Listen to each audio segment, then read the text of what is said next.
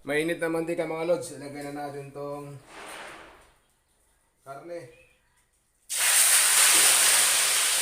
Ah! Ayan, nagpuro pa na oh.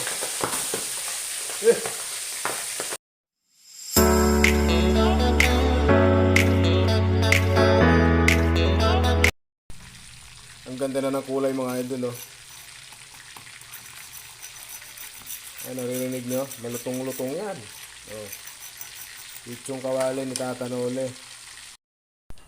Pagka nagluluto kayo nito, kailangan ang apoy nyo malumanay lang ganito. Oh, di ba? Para hindi siya masunog. So alalay lang yung apoy niya. Unti-unti siyang naluluto ng ano, pantay kasi ang luto niya pag alalay lang yung apoy. So ang ginamit kong mantika dito, isang bote lang. Sakto naman. Kasi pag i-deep fry pa natin to, masyado na magastos sa mantika. Ayan.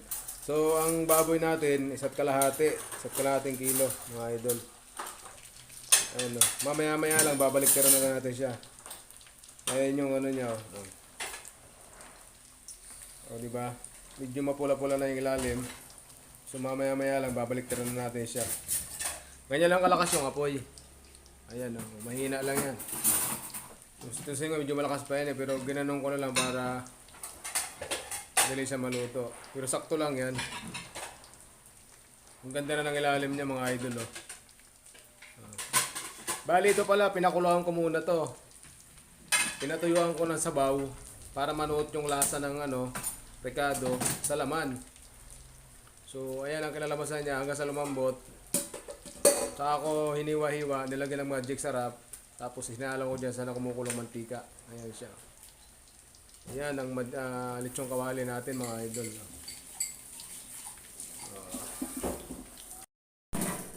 Baliktarin na natin mga lods.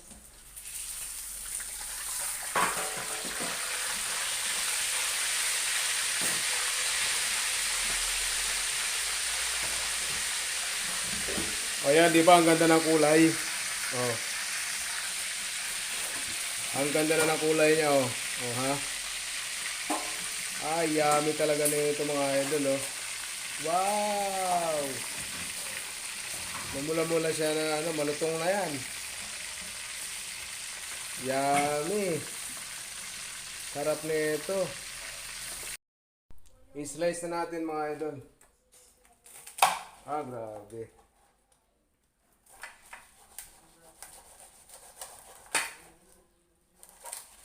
Ang lutong ng balat niya.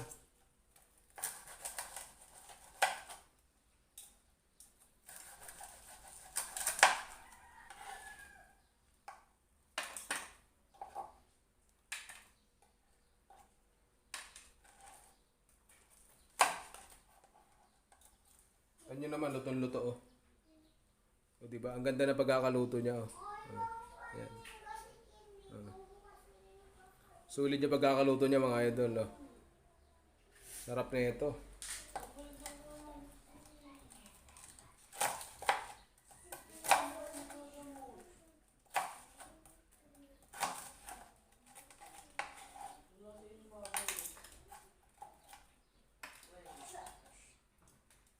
Yan, di ba pantay yung pagkakaluto niya.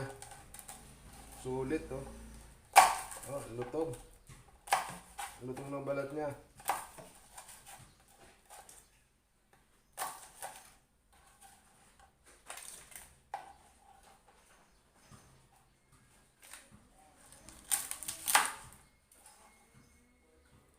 Grabe.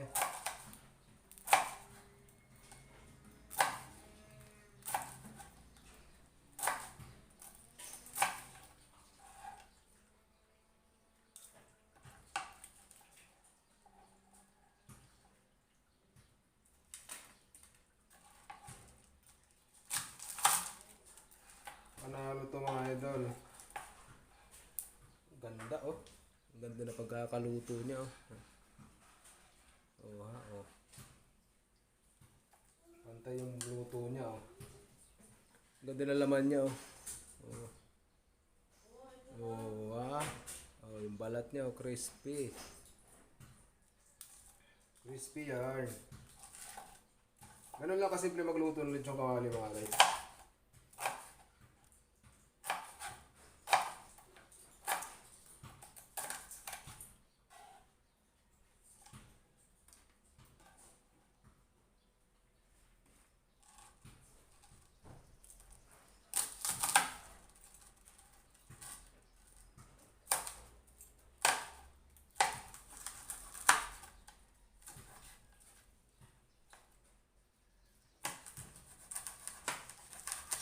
Ang lutong ng balat niya.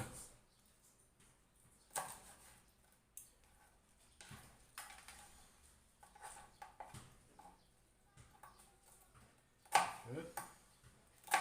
Grabe.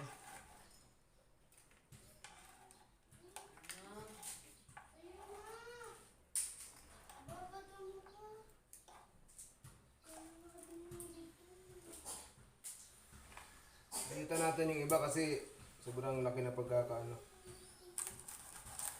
Iwa. Alam, matigas na yung ano niya eh. Ano tong mga silang balat niya mga lods.